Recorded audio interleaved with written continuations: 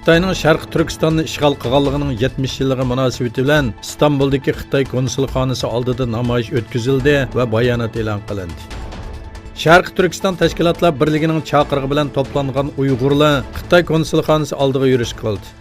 Namoyishda soqchilar qattiq amonlik tadbiri olgan bo'lib, Uyg'urlar konsulxona darvozasidan taxminan 50 metr yiroqlikqa o'rnashtirilgan to'siqning oldida bayonot e'lon qildi.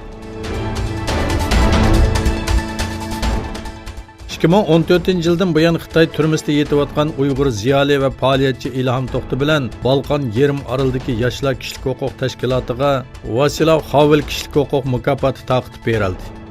Yevropa Kengashi parlamenti cho'ng yig'inida Vaslav Havel mukofotini Ilhom To'xti bilan yoshlar kishilik huquq tashkilotining olganligi e'lon qilindi. Ilhom To'xtiga vakolatdan bu mukofotni topshirib olgan Ilhom To'xti guruhidan Anvarjon so'z qilib, bu mukofot bir kishiga sharaf ib keldi, lekin mukofotning berilishi bilan butkul Uyg'ur millati so'z qilish fursatiga ega bo'ldi dedi. Ilhom To'xti 2016-yilda Shvetsiyada bir mukofot olgan edi. Xitoydagi eng chong neft ishlab chiqarish şirkati bo'lgan Xitoy davlat neft şirkati Sharq Turkistonda 1 milliard tonnalik neft zapasi va 1 trillion 600 million kub metrlik tabiiy gaz bayqalganligini e'lon qildi.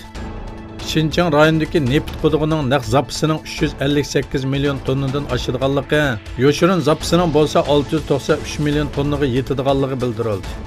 Xitoy neft şirkatining muavin boshlig'i Lili Guang bu yil bu neftlikdan 640 tonna neft ishlab chiqarganligini, kelgusida 3 million tonnaga yetkazishni planlaganligini bildirdi. Rossiya yaqinda ishlab chiqargan Amerika, NATO qatorliqlarda andish paydo qilgan Topol Me nomli qit'alar aro ballistik boshqarilgan bomba sinaq maqsadida qo'yib berildi. Rossiyaning Taman tumaniga qarashli Tatishevo boshqarilgan bomba qismi tarafidan 2012-yili noma'lum bir joyga o'rnashtirilgan Topol boshqarilgan bombalari yerning 30 kilometr cho'nqurligida selosidan chiqarilib qo'yib berildi. Amerika bilan Rossiya o'ttir manzillik boshqarilgan bomba kelishimidan chekinib chiqqandan keyin Amerika musofasi 500 kilometr bo'lgan boshqarilgan bomba sinaq qilgan edi. Rossiya mu kelishimdan keyingi eng chong sig'inig'ini ifodaladi. Hong Kongda hukumatga qarshi namoyishlarni qo'llash uchun yuzlagan o'rta va to'liq o'rta maktab o'quvchilari darsga qatnashmadi. Janubiy Xitoy shahar gazetining xabar qilishicha, hukumatdan namoyishlarning talabini o'rindashni talab qilgan yuzlagan o'quvchi bu oy 2-chi qitim darsni boykot qilganligini bildirdi va Sochir bog'chasiga to'plandi. Ba'zilari maktab formasi, ba'zilari qora ranglik mayka kiygan o'quvchilar 5 talab o'rinlansin, birmi kam bo'lsa bo'lmaydi, Hong Kongga erkinlik degandek shiorlarni to'g'ladi.